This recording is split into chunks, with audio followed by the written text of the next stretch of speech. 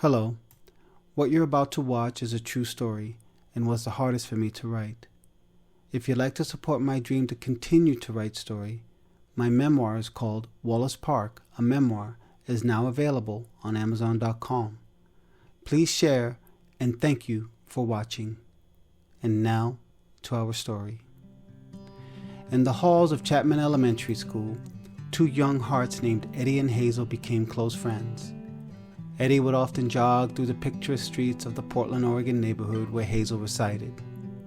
His love for running would often include a pit stop at Hazel's humble home, where he'd grab a glass of water and share a piece of cheese with her, Eddie's absolute favorite. As the sun dipped below the horizon, Eddie would bid Hazel goodbye, continuing his jog while she watched him fade into the sunset. But then, life took an unexpected turn when Hazel's family had to relocate, severing the ties between the two friends.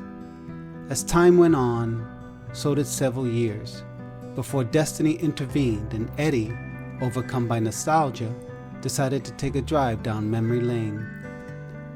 His journey led him over the Broadway Bridge and into Hazel's old neighborhood, where, by a stroke of fate, he bumped into her at their cherished stomping ground, Wallace Park.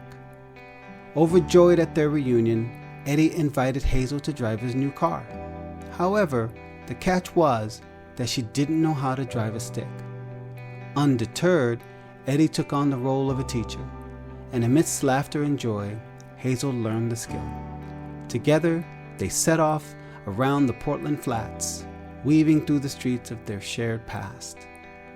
Several months later, their journey continued with a special milestone: marriage at the courthouse. As they settled into the routine of domestic life, Eddie found himself fixing pipes under the kitchen sink. In a heartwarming moment, Hazel interrupted him with the news. She was pregnant. Eddie, elated, lifted her up, exclaiming, "Yo, Hazel, you did it!" The joy of impending parenthood, however, was accompanied by a sobering reality. The doctor revealed they were expecting a baby boy, but there might be complications. Despite the challenges ahead, Eddie and Hazel chose to embrace the gift of life. Eddie stood by Hazel's bedside at the hospital, reading a bicycle magazine to keep her spirits high, when Eddie apologized for all that was happening to her. But Hazel, with love in her eyes, reassured him, "Don't be." On a poignant Thanksgiving night, Hazel gave birth to their premature son, who was then rushed to the NIC unit at Oregon Health Sciences University. Eddie's knees grew weak as he saw his son hooked up to tubes. He stood by his bedside, holding his tiny hand, when tears streamed down his face.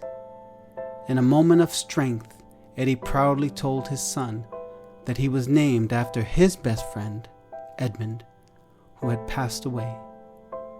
As Eddie gazed through a window, he silently prayed to God, asking to take his life instead of his son's. Tragically, Edmund passed away in Hazel's arms to a final lullaby. Their hearts shattered, but Eddie and Hazel later found solace in a second chance with their 5-year-old daughter, Eliana, who lovingly placed 5 white roses on a bed of green grass in memory of her brother, Edmund. Then one day, Eddie fell into a deep dream where he saw his son sitting over a bed of green grass and a lion by his side. That's when he knew that their beloved son, Edmund, was safe, and that someday they would be together as a family again.